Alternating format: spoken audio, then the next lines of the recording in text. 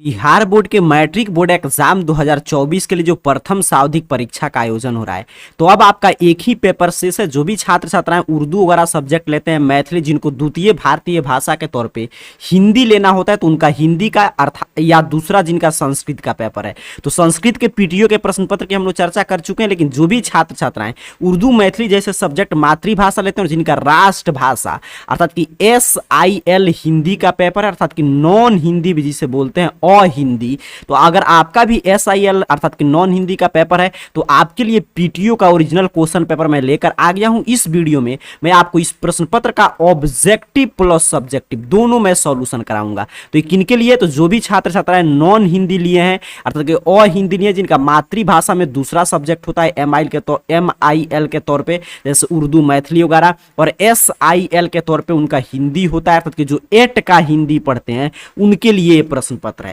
तो चलिए शुरुआत करते हैं, एक एक प्रश्न को समझेंगे, ऑब्जेक्टिव सब्जेक्टिव सभी की चर्चा करेंगे। जैसा कि आप सभी जानते हैं कि कोई भी प्रश्न पत्र आता है तो मैं उसको PDF के रूप में तैयार कर देता हूं ताकि इसका क्वालिटी अच्छा हो जाए और आपको स्पष्ट रूप से दिखाई दे। तो पूरा यहां पे बताया जा रहा है कि 60 ऑब्जेक्टिव प्रश्न है, 50 का जवाब देना है। मैं आपको पूरा 60 ऑब्जेक्टिव करा दूंगा और पूरा सब्जेक्टिव, और ये भी बताऊंगा कैसे आप PDF वगैरह ये डाउनलोड कर पाएंगे। चलिए सीधा चलते हैं प्रश्न पे, जल्दी जल्दी देख लेते हैं क्या प्रश्न पूछा गया और क्या उत्तर होगा। 100% ओरिजिनल क्वेश्चन पेपर है, 1% भी आपको डाउट नहीं रखना है।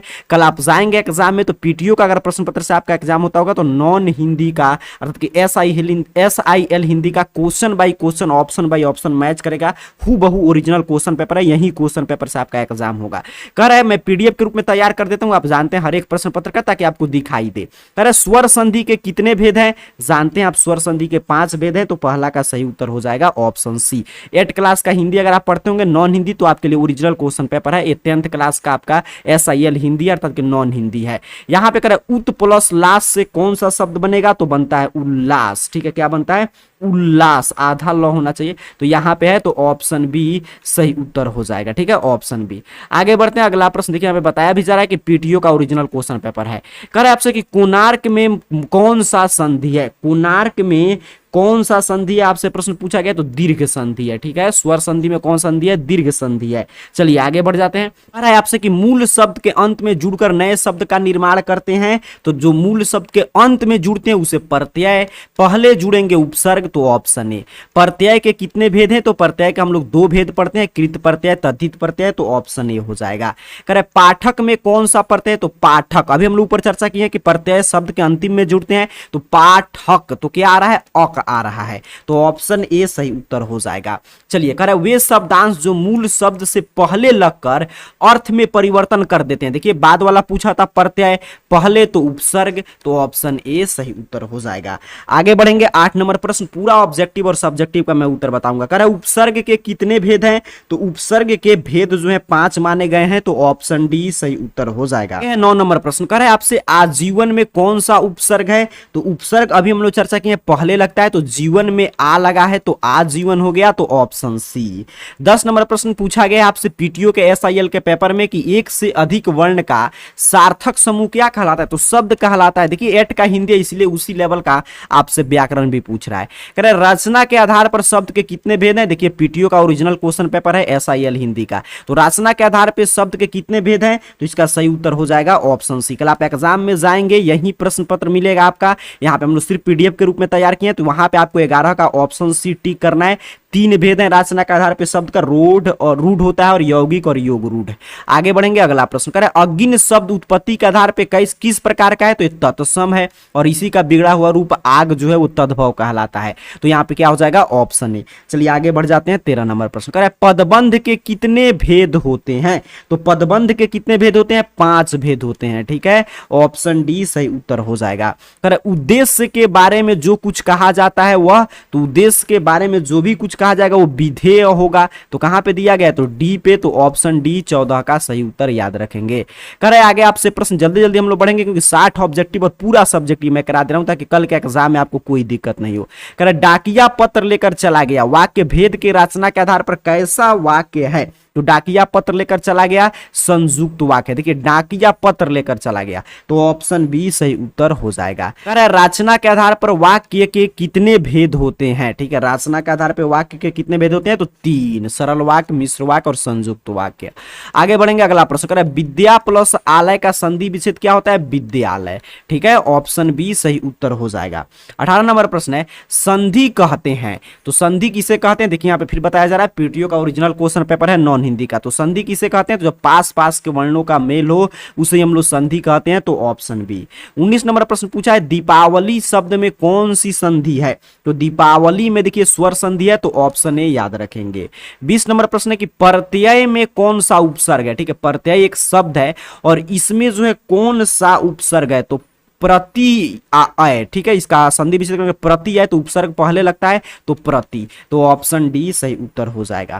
कह रहे बे उपसर्ग का प्रयोग करके किस शब्द में हुआ है इसमें, तो इसमें तो बे है नहीं, तो यहाँ पे अगर ध्यान से हम लोग देखेंगे तो बेदर्द, बिल्कुल सही, ए सही है, बे यहाँ पे ऑप्शन बी सही उत्तर हो जाएगा। यहाँ पे भी आप कहेंगे कि इसमें भी बेचना आया है बे, तो ये क्यों नहीं हो रहा है, क्योंकि यहाँ पे देखिए बेच इसमें ना अंतिम में है, बेद ना, और यहाँ पे दर्द पूरा शब्द था, इसके पहले लगा है, यही है उपसर्ग आपका बेदर्द, ऑप्शन बी। आगे बढ़ जाएंगे, 22 नंबर प्रश्न कह रहा है तुम कैसे आओगे, कैसा वाक्य है, ये कैसा वाक्य है प्रश्न पूछा जा रहा है, तो तुम कैसे आओगे, देखिए ये प्रश्न पूछा गया तो प्रश्नवाचक वाक्य है, तो ऑप्शन बी। आगे बढ़ते हैं, अगला प्रश्न कह रहा है संसार किस संधि का उदाहरण है, तो संसार आप जानते हैं सम प्लस सार होता है, तो व्यंजन संधि हो जाएगा, ऑप्शन सी 23 का सही उत्तर आपको टिक करना है। कह रहा है भू अन से कौन सा शब्द बनेगा, तो भू में अन अगर जोड़ेंगे तो कौन सा शब्द बनेगा, भवन बनता है, तो ऑप्शन ए। रजनी प्लस इस का संधि क्या होगा, तो रजनी प्लस इस से रजनीश बन जाएगा, ऑप्शन बी सही उत्तर याद रखेंगे। कह रहे दुखिया में कौन सा प्रत्यय है, अब देखिए दुखिया, अब उच्चारण करके देखेंगे अंत में क्या रहे इया, तो इया प्रत्यय, प्रत्यय अंत में उपसर्ग पहले। गजानन रचना के आधार पे कैसे शब्द है, तो रचना के आधार पे अभी ऊपर हम लोग पढ़े शब्द 3 प्रकार के होते हैं, रूढ़, यौगिक, योगरूढ़, तो यह योगरूढ़ शब्द है क्योंकि इसका कोई अन्य अर्थ निकलता है। रूढ़ में क्या होता है, जिस शब्द को तोड़ेंगे कोई अर्थ नहीं निकले, यौगिक में कोई भी अर्थ निकले और योगरूढ़ में कोई अन्य अर्थ निकले, ठीक है, तो ये योगरूढ़ का उदाहरण है, तो ऑप्शन सी। 28 नंबर प्रश्न है दुगध का तद्भव रूप, तो दुगध तत्सम है, इसका तद्भव रूप क्या होता है, दूध होता है, तो ऑप्शन बी। अगला प्रश्न की बात करें 29 नंबर करें आपकी यात्रा मंगलमय हो कैसा वाक्य है, तो ये हम लोग इच्छा प्रकट कर रहे हैं कि आपकी यात्रा मंगलमय हो, ऑप्शन बी सही उत्तर हो जाएगा 29 नंबर प्रश्न का। 30 नंबर प्रश्न है गणित के ज्ञाता को क्या कहते हैं, तो गणितज्ञ कहते हैं। जल्दी जल्दी मैं उत्तर बता दे रहा हूं क्योंकि ओरिजिनल क्वेश्चन पेपर है, इसमें आपको थोड़ा भी संदेह नहीं करना, हूबहू यही प्रश्न पत्र आएगा। 60 प्रश्न है, पूरा चर्चा कर लेना है, ऑब्जेक्टिव फिर सब्जेक्टिव। कह रहा है गए थे रोजा छुड़ाने गले पड़ी नमाज, मुहावरा का क्या अर्थ है, तो गए थे रोजा छुड़ाने गले पड़ी नमाज मतलब एक चीज छुड़ाने गए तो दूसरा चीज पड़ गया, अर्थात कि सुख की आशा के बदले दुख हुआ, तो ऑप्शन बी सही उत्तर हो जाएगा। कह रहे अर्थ की दृष्टि से वाक्य के कितने भेद हैं, तो 8 भेद हैं, ठीक है, ऑप्शन बी के साथ जाएंगे। चलिए आगे बढ़ जाते हैं, अगला प्रश्न आपका 33 नंबर ए रहा। कह रहे वर्णों के मेल से विकार का होना अनिवार्य है संधि में, ठीक है, ऑप्शन बी सही उत्तर हो जाएगा। 34 नंबर प्रश्न है व्यंजन संधि किस शब्द में, तो अभी ऊपर में बता रहा था संसार, सम प्लस सार हो जाता है, तो ऑप्शन ए सही उत्तर हो जाएगा। कह रहे निरोग किस संधि का उदाहरण है, अब देखिए ध्यान से, ए निरोग जो लिखा है, ए निरोग ऐसे लिखा है दीर्घई से, और यहां पे एक निरोग हम लोग ऐसे लिखते हैं हर सही से, ठीक है, तो जब ये निरोग लिखाएगा तो इसमें होता है निह प्लस रोग, तब होता है विसर्ग संधि, और ये निरोग लिखा है तो इसमें हो जाएगा ऐसे निर और प्लस रोग, तो ये क्या हो जाएगा व्यंजन संधि, ठीक है, यहाँ पे हलंत है, तो ऑप्शन सी। देख रहे हैं ना शब्द किस तरह लिखा है, ऐसे ही एग्जाम में भी सेम प्रश्न था। करे आपसे कि योर और लव कौन सा व्यंजन है, तो योर और लव आप जानते हैं अंतस्थ व्यंजन है, तो ऑप्शन ए। आगे बढ़ जाएंगे, समास का अर्थ क्या है, तो समास का संक्षेप अर्थ क्या होता है, संक्षेपीकरण होता है, मतलब कि उसको छोटा करना। चलिए आगे बढ़ेंगे, 38 नंबर प्रश्न करें विकारी शब्द के कितने भेद हैं, तो विकारी के 4 और अविकारी के 4, तो अविकारी पूछा है तो ऑप्शन है, जिसमें संज्ञा सर्वनाम पूरा 8 आ जाता है, तो ऑप्शन ए सही उत्तर हो जाएगा। पढ़ेंगे 39 नंबर प्रश्न करें किस समास का दूसरा पद अर्थात कि बाद वाला पद प्रधान होता है, तो तत्पुरुष समास का, तो ऑप्शन सी याद रखेंगे। अगला प्रश्न है बारिश होती तो फसल अच्छी होती ऐसा वाक्य है, तो बारिश होती तो फसल अच्छी होती, 2 वाक्य जोड़ा गया है, तो संयुक्त वाक्य एक दूसरे से संयुक्त है। चलिए आगे बढ़ जाएंगे, करें अगला प्रश्न कि मेरा बच्चा अम्मा के लिए चिमटा लाया। अब देखिए 8 क्लास का हिंदी से क्वेश्चन पेपर, इसलिए से नॉन हिंदी SIL हिंदी बोला जाता है। तो यहां से प्रश्न मिलना शुरू हो गया। यह पंक्ति किस पाठ से ली गई? तो चिमटा आएगा, तो आप जानते हैं ईदगाह आपको सही उत्तर करना है, ऑप्शन बी। आगे बढ़ते हैं, अगला प्रश्न करे बाल गोविंद भगत की टोपी कैसी थी? तो बाल गोविंद भगत की टोपी कबीर पंथी सी थी, तो ऑप्शन ए। अगले आगे बढ़ जाते हैं, करे रांची से हुंडरू की दूरी कितनी है? तो रांची से हुंडरू की दूरी 27 मील है, तो ऑप्शन बी सही उत्तर हो जाएगा। अगला प्रश्न है शीर्षण चरित्र किस पाठ का है? तो शीर्षण आप जानते हैं ठेस से लिया गया है, तो ऑप्शन बी सही उत्तर हो जाएगा। सभी 8 के हिंदी से प्रश्न है। शीर्षण चरित्र किस, देखिए प्रश्न क्या था कि यहाँ पे थोड़ा सा टाइपिंग वगैरह में गलती है कि शीर्षण जो है क्या था? तो एक कुशल कारीगर था, तो ऑप्शन ए याद रखेंगे, 45 का सही उत्तर है। अगला प्रश्न है कि फेंक कर चलाया जाने वाले हथियार को क्या कहते हैं? तो उसे कहते हैं अस्त्र, तो ऑप्शन बी। जल्दी जल्दी उत्तर देख लेते हैं, आगे मैं सब्जेक्टिव भी बताऊंगा। कह रहा है कलिंग युद्ध की चर्चा किस पाठ में हुई है? तो अशोक के शस्त्र त्याग में हुआ है, कलिंग युद्ध का बिल्कुल सही। अशोक का शस्त्र त्याग पाठ के लेखक कौन है? प्रश्न पूछा जा रहा है, तो कम यहाँ पे बंशीधर श्रीवास्तव। कौन है? बंशीधर श्रीवास्तव, तो ऑप्शन बी सही उत्तर हो जाएगा।